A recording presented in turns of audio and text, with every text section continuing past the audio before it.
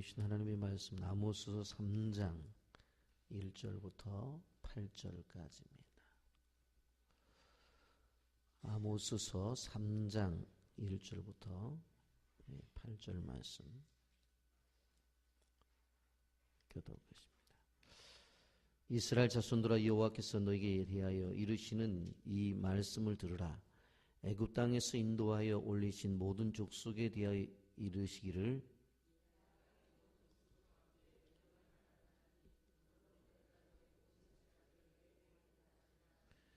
두 사람이 뜻이 같지 않은데 어찌 동행하였으며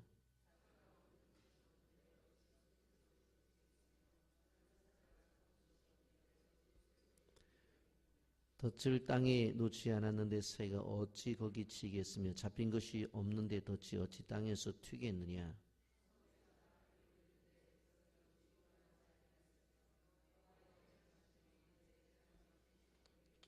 주 여호와께서는 자기의 비밀을 그종 선지자들에게 보이지 아니하시고는 결코 행하심이 없으시리라.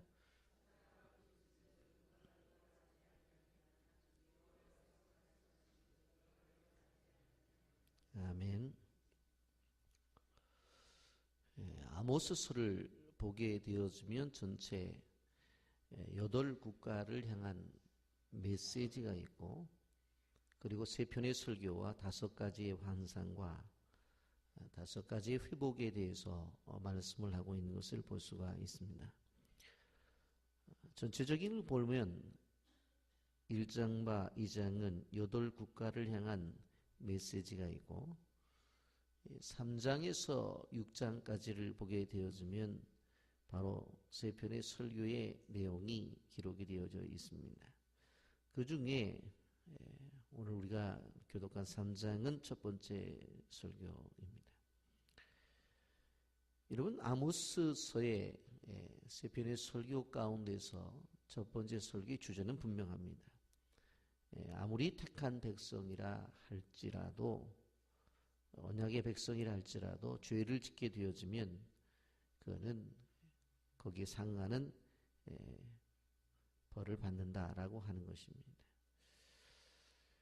하나님의 은혜를 받는 사람들에 있어서 한 가지 위험한 것은 뭐냐면, 이렇게 하나님의 은혜를 크게 받았기 때문에 내가 좀 죄를 지어도 괜찮지 않느냐라고 하는 생각이라는 것입니다. 내가 하나님의 자녀인데 그래도 이 정도의 죄는 그래도 하나님이 이해를 해 주실 거야 라고 하는 생각을 갖는다라고 하는 것입니다. 우리는 오늘 이 3장에 들어가면서 바로 2절을 중요하게 좀 봐야 되는데, 2절을 중요하니까 다 같이 함께 읽어보도록 합니다. 시작. 내가 땅의 모든 족속 가운데 너희만을 알았나니 그러므로 내가 너희의 모든 죄악을 너희에게 보응하리라 하셨나니. 따라서 하십시오. 너희만을 알았나니. 너희만을 알았나니. 우리는 좀 이해가 되질 않아요. 땅의 모든 족속들 가운데서 이스라엘 백성들을 향해서 뭐라고 말씀하세요? 수많은 족속들이 있지만 너희만 알았다. 그럼 다 봐줘야 되잖아요. 너희만 알았다라고 말씀을 하셨으면 다 이해해 주시고 용서해 주셔야 되잖아요. 그런데 내가 너희의 모든 죄악을 너에게 보응하리라. 너희 죄지면 너희들을 기억해서 너희들 벌 주겠다는 거예요.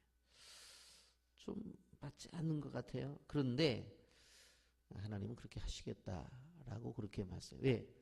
진정한 사랑이 자녀에게 있기 때문에 그렇습니다. 자녀가 아니라면 뭐 잘못해도 넘어가지 뭐 죄를 지어도 뭐 그럴 수 있지, 그렇게 넘어가실 수 있는 분인데, 하나님께서 땅의 모든 족속 가운데 너희만 알았기 때문에, 그렇기 때문에 오히려 잘못했을 때에 그 부분을 그냥 넘어가지 않으시겠다는 것입니다. 여러분, 이스라엘 백성들은 하나님과의 관계 속에서 언약의 백성입니다. 여러분, 언약이라고 하는 것은 하나님과의 관계 속에서 약속을 얘기하는 것이고 그것은 은혜를 얘기하는 것입니다. 보통 신학적으로 말할 때에 은혜 또 은총은 두 가지로 얘기를 하고 있는데, 하나는 일반적 은혜고 또 하나는 특별한 은혜, 특별 은총이라고 그렇게 말을 합니다. 이게 결국은 하나님이 이스라엘 백성들을 향해서 말씀하시는 것은 뭐냐면 일반적인 어떤 은혜를 뛰어넘어서 특별한 은혜의 관계를 가지고 있다라고 말씀합니다. 여러분, 일반적 은혜라고 하는 것은 뭐예요? 하나님은 믿는 자녀들에게만 주신 것이 아니라 그렇지 않은 세상의 모든 사람들에게 준 거예요. 여러분들이 아침에 이렇게 새벽에 나왔는데 공기를 마셨잖아요. 그 뭐 믿는 사람에게만 줘요? 그렇지 않잖아요. 믿지 않는 사람에게도 다 주세요. 해가 뜬단 말이에요. 태양이 떠서 세상을 비추는데 믿는 사람에게만 비춰지는 게 아니에요. 믿지 않는 사람에게도 비춰줘요. 여러분, 우리가 지금은 뭐 물을 사 먹는다고 말을 하지만 사실은 우리가 생각해 보면 물을 사 먹는 건 아니에요. 물은 공짜예요. 근데 그 물을 가지고 오는 뭐예요? 노동력, 그것을 땅을 파서 물을 하는 찾아서 그 물을 공급하는 모든 기술력, 이런 것들을 우리가 주는 거죠. 사실 우리가 시장에 가서 생선을 사다 먹습니다만은 많은 사람들이 그런 얘기를 해요. 아유, 꽁치값이 얼마야? 아유, 요새 뭐 고등어가 얼마야? 그렇게 말하지만 사실은 그거 돈 주고 사 먹는 게 아닙니다. 사실은 잡은 노동력을 우리가 주는 것이, 바다 가운데 가보면은 다 낚시질하면 공짜예요. 그러니까 모든 것들이 우리에게 뭐예요? 하나님이 다 주시는 거예요. 이런 것들은 뭐예요? 이것을 일반적인 은혜라고 그렇게 말을 해요. 그런데 이스라엘 백성들에게는 이러한 일반적 은혜를 뛰어넘어서 특별한 은혜를 주셨어요. 특별한 은혜를 오늘 성경은 뭐라고 말하는 거예요? 택하심의 은혜다. 택하심의 은혜다. 이런 우리가 성경의 역사를 쭉 보게 되어지면은 이 택하심의 은혜가 우리에게 와 있는 것을 볼 수가 있어요. 여러분, 갈대 우르에 살고 있었던 수많은 사람들 가운데서 하나님이 아브라함을 선택하시잖아요. 그리고 그에게 본토 친척 아비집을 떠나서 내가 내게 지시할 땅으로 가라고 그랬어요. 선택을 받잖아요. 그리고 실제적으로 그가 그곳을 떠나서 이제 나오게 되어지는데, 그가 이제 가나안으로 들어오게 되지만 그에게 분명한 하늘의 별처럼 바닷가의 모래처럼 자식을 주시겠다고 약속을 했는데 자녀가 생기질 않아요. 그래서 중간에 하갈을 지어서 이스마엘을 얻지만은 분명코 아브라함의 자식임에도 불구하고 선택된 자식은 아니었어요. 그래서 하나님이 누구를 주어요? 태음을 열어서 이삭을 주십니다. 선택된 자식, 선택된. 결국 이삭이 나중에 결혼하죠. 그래서 쌍둥이를 낳는데 우리가 잘 아는 에서와 야곱입니다. 그런데 에서는 큰 아이였어요. 그리고 야곱은 작은 아이였어요. 그리고 보게 되어지면 에서가 훨씬 인간적으로 보면 멋있어요. 사실은 남자이기 때문에 뭐 사냥도 하고, 그래서 그런 것들을 잡아다가 바로 부모에게 주기도 하고. 근데 야곱은 그러지 못했어요. 그럼에도 불구하고 하나님이 누구를 선택해요? 야곱을 선택한단 말이에요. 여러분, 실질적으로 야곱의 삶을 바라보게 되어지면 삼촌 라반의 집에 가서 20년 동안 생활하다가 돌아오게 되어지는데 야복강에서 씨름을 하면서 결국 이름이 바뀌었죠. 이스라엘이라는 이름. 분명코 선택한 사람은 끝까지 하나님이 붙잡고 사람을 만들어 가시고 계신 것을 우리가 볼 수가 있습니다. 여러분, 이스라엘 민족을 하나님이 선택하셨다라고 그렇게 말씀을 하게 되어질 때에, 여러분, 당시에 수많은 민족들이 있고 그리고 사람들이 있었습니다만은 그 세상을 살아가면서 구름 기둥이, 불 기둥이 그 많은 백성들을 인도함을 받았다는 얘기를 들어본 적이 없어요. 그리고 농사도 짓지 않았는데 아침에 가보면은 만나가 떨어져서 그것을 거두다가 먹었다고 들어본 적이 없어요. 그리고 반석에서 생수가 났다고. 그리고 메추라기가 날라와가지고 그것을 잡아가지고 먹었다고 들어본 민족이 없어요. 그러니까 결국 오늘 성경에서 말하는 것처럼 뭐예요? 2절에서 내가 땅의 모든 족속 가운데 너희만을 알았나니. 너희만을 알았나니. 하나님 이렇게 말씀하세요. 근데 이걸 바꿔서 우리가 생각해 보면 하나님과 우리와의 관계 속에서 우리는 이 은혜를 우리가 알고 있어야 된다는 말이에요. 그래서 하나님이 우리를 사랑하시는구나. 하나님이 나만을 사랑하시는구나 하는 나만의 은혜, 하나님이 나만을 사랑하신 그 나만의 축복을 우리가 알고 깨닫게 될 때에 거기에서부터 진정한 하나님의 사람으로서 살아나갈 수가 있다라고 하는 것을 우리는 기억해야 되는 것입니다. 근데 이것이 뭐 나만 은혜 주셨나? 뭐 저 사람도 은혜 주셨잖아. 나만 하나님이 그렇게 하셨나? 뭐 이 집사도 이렇게 주셨고 저 집사도 저렇게 주셨는데 뭐 굳이 나만 받은 건 아니잖아. 이렇게 되어지면 안 된다. 근데 하나님이 직접 뭐라고 말씀을 하셨냐면 땅의 모든 족속 가운데 너희만 알았다. 너희만 알았다라고 분명히 명시를 하고 있어요. 이렇게 분명히 명시를 하고 이렇게 말씀을 한 족속 이스라엘 백성들이 잘못을 하고 있어요. 그 잘못을 행했을 때에 어떻게 하시느냐? 경고를 주시는 것이 3절부터 8절까지가 경고의 말씀이 지속적으로 나오는 것을 바라볼 수가 있습니다. 여러분 수학적인 질문을 던지고 있는데 여기에 보면 이렇게 말씀을 합니다. 3절에 두 사람이 뜻이 같지 않은데 어찌 동행하겠으며 그랬어요. 여러분 같이 동행하는 사람은 뜻이 맞아야 되지. 한 사람 오른쪽으로 간다고 그러고 한 사람 왼쪽으로 간다고 그러는데 야 우리 같이 손 붙잡고 같이 가자. 어떻게 같이 가요? 가다가 보면 한 사람은 오른쪽 한 사람은 왼쪽 같이 갈 수가 없다고 하는 거예요. 또 한 가지 뭘 말해요?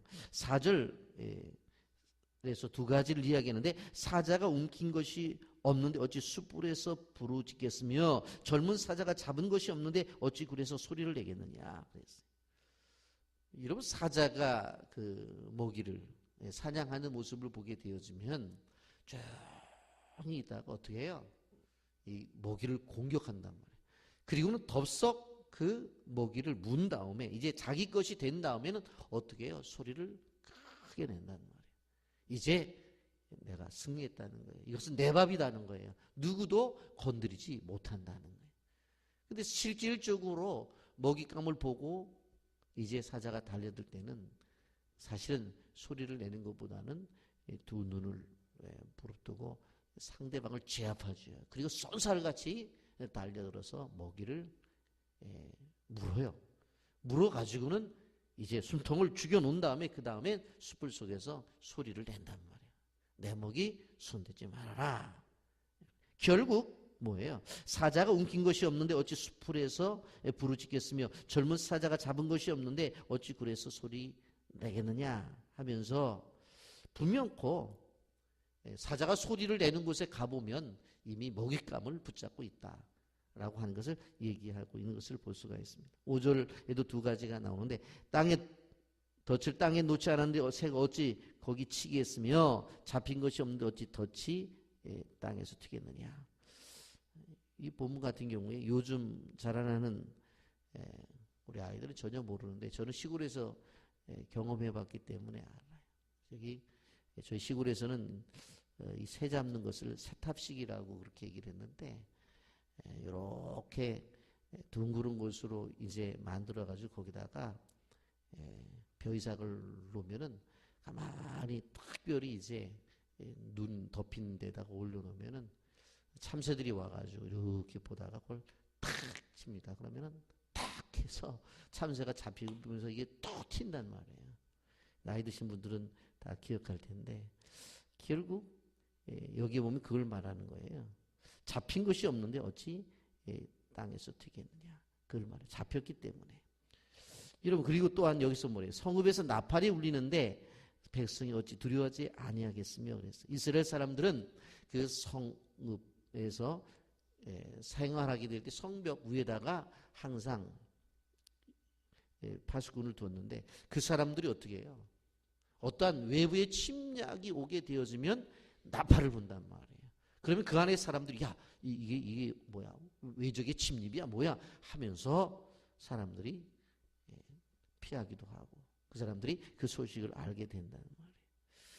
그러니까 성읍에서 나팔이 울리는데 백성들이 어찌 두려워하지 아니하겠으며 라고 하는 거예요. 7번째 보면 6절 하반절에 여호와 행하심이 없는데 재앙이 어찌 성읍에 임하겠느냐. 여호와의 행하심이 있을 때에 성읍에 재앙이 임한다는 거예요. 여기에 질문들은 답이 뭐예요? 사실은 다 아니요 라고 하는 답이에요. 질문을 하게 되었을 때에 답은 아니요 라고 하면 되는 것입니다. 두 사람이 뜻이 같지 않은데 어찌 동행하겠으며 어떻게 두 사람이 뜻이 같지 않은데 동행할 수 있느냐? 동행할 수 없습니다. 없죠. 그렇게 할 수 없죠. 사자가 움킨 것이 없는데 어찌 숯불에서 불을 짓겠느냐? 야, 사자가 움킨 것이 없는데 불을 짓느냐? 아니죠. 뭘 붙잡았으니까 불을 짓는 거죠. 젊은 사자가 잡은 것이 없는데 어찌 굴에서 소리를 내겠느냐? 맞습니다. 그건 그렇지 않습니다. 덫을 땅에 놓지 않았는데 새가 어찌 거기 치겠으며 잡힌 것이 없는데 덫이 어찌 땅에서 튀겠느냐? 아니 그렇죠. 덫을 놓았으니까 새가 잡히는 것이고 그리고 그 덫이 딱 튀는 것은 새가 잡혔기 때문에 튀는 거죠. 그렇죠. 성읍에서 나팔이 울리는데 백성이 어찌 두려워하지 아니하겠습니까? 그렇죠. 성읍에서 파수꾼이 나팔을 불면 백성들은 두려워하게 되었죠. 그 얘기를 하는 거예요. 그 얘기를. 여러분 이 말은 한마디로 말하면 이스라엘 백성이 심판받을 이유가 없는데 하나님이 심판하시겠느냐? 아니죠. 심판받을 이유가 있기 때문에 심판한다는 거예요. 너희들이 어떠한 고난이 찾아오고 하나님으로부터 심판을 당하게 되어질 때에 심판이 그냥 임하느냐? 아니죠. 심판을 받을 만하니까 심판을 받는 거죠. 아모스를 통해서 지속적으로 뭐예요? 나타날 재앙들을 보여주면서 너희들이 당연히 받을 만하기 때문에 그런 거예요.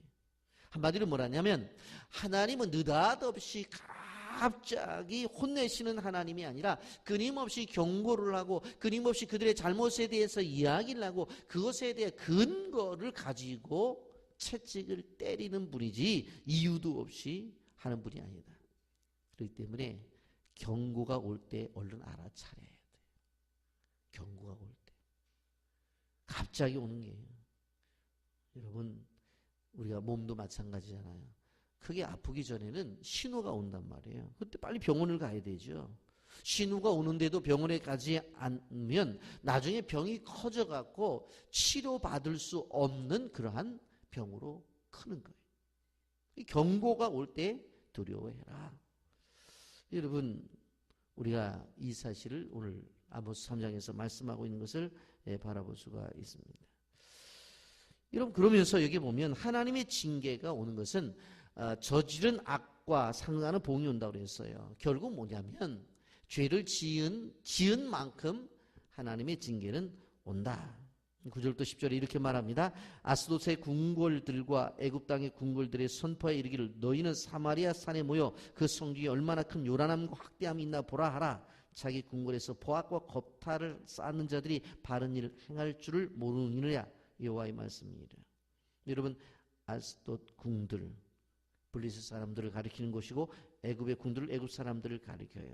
이 사람들은 남의 나라를 침략하고 남의 나라를 공격해서 그 사람들이 고통을 주는 데는 아주 선수들이에요. 그런데 그들을 불러서 사마리아에 모아놓고 뭐라고 말을 해요? 야, 너희들이 남을 앞지 않은데 선수지. 그런데 이스라엘 사람들이 다른 사람에 대한 것들을 한번 봐라 하고 보여줬다는 얘기. 그랬더니 그들도 놀라는 거예요. 뭐냐면 야, 우리보다 더하네. 그 이야기를 한다는 것입니다. 한다는 것입니다. 그러니까 오히려 이스라엘이라고 하는 나라가 어떤 나라예요? 하나님을 섬기고 이웃을 섬기면서 결국 철저하게 하나님 중심으로 언약 중심으로 살아가야 되는 그러한 민족인데 그렇게 살지를 않아요. 그래서 11절에 그러므로 주 여호와께서 이와 같이 말씀하시되 이 땅 사면에 대적이 있어 내 힘을 쇠하게 하며 내 궁궐을 약탈하리라. 결국은 이방 나라의 압제가 올 것을 말씀하고 있는 것을 볼 수가 있습니다. 여러분, 이렇게 고난이 찾아오게 되어지면 피해야 되잖아요. 근데 오늘 3장에 쭉 보게 되어지면 마지막에 피할 길이 없는 걸 보게 되었어요. 13절부터 15절입니다. 주여와 만군의 하나님의 말씀이라. 너희는 듣고 야곱의 족속에게 증언하라. 내가 이스라엘 모든 죄를 보응하는 날에 베델의 제단들을 벌하며 그 제단의 뿔들을 꺾어 땅에 떨어뜨리고 겨울궁과 여름궁을 치리니 상하궁들을 파괴하며 큰 궁들이 무너지리라. 여호와의 말씀이니라. 이런 번제단에 가보면 4개의 뿔이 있는데 죄인이 이 번제단에 들어가서 이 뿔을 잡게 되어지면 결국 죄를 지은 사람들이 용서를 받는단 말이에요. 이게 피난처였어요. 그런데 하나님께서 제단에 있는 이 뿔들을 다 잘라버린다고 그랬어요. 죄인들이 제단에 들어가서 실제적으로 뿔을 잡아야 되는데 하나님은 뿔을 다 잘라버렸기 때문에 잡을 뿔이 없어요. 그러니 용서가 안 된다는 이야기입니다. 피난처가 없어진다는 이야기.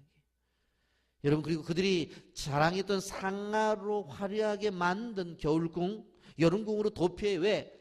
그들이 충분히 그렇게 잘 지었어요. 그런데 그 궁들이 다 무너져 버린다고 그랬어요. 여러분, 결국 무엇인가 하면 하나님이 손을 대시면 철저한 심판이 이루어진다 라고 하는 것을 성경이 말씀하고 있는 것을 볼 수가 있습니다. 이로 우리는 이제 3장을 묵상을 하면서 하나님의 말씀을 우리가 보게 되어집니다. 분명히 하나님 뭐라고 말했어요? 모든 족속 가운데, 땅의 모든 족속 가운데 너희만 알았다라고 하는 정말로 특별한 은혜를 주셨어요. 그럼에도 불구하고 그들은 하나님의 죄를 지어요. 하나님 앞에 죄를 지어요. 그때 하나님이 그냥 죄를 지었을 때 단숨에 그들을 벌하신 것이 아니라 끊임없이 경고를 주셨어요. 그런데도 불구하고 그들은 그 죄의 길에서 벗어나지를 않아요. 그래서 결국은 바로 심판을 당한다라고 하는 것이 오늘 3장의 내용인데, 이 말씀을 보면서 내가 하나님의 자녀로서 특별한 은혜를, 하나님 나만 사랑하셨는데 라고 한다면 정말 하나님 앞에서 신실한 모습을 가지고 정말 하나님 앞에 성결한 모습으로 하나님 앞에 영광을 돌리는 그러한 우리가 축복을 받는 그런 보호의 대상이요 하나님의 사랑의 대상으로 살아가기를 예수님의 이름으로 축복합니다. 아멘. 거룩하신 하나님 아버지님과 사랑을 감사합니다. 주님 사랑하여 주셔서 오늘도 귀한 말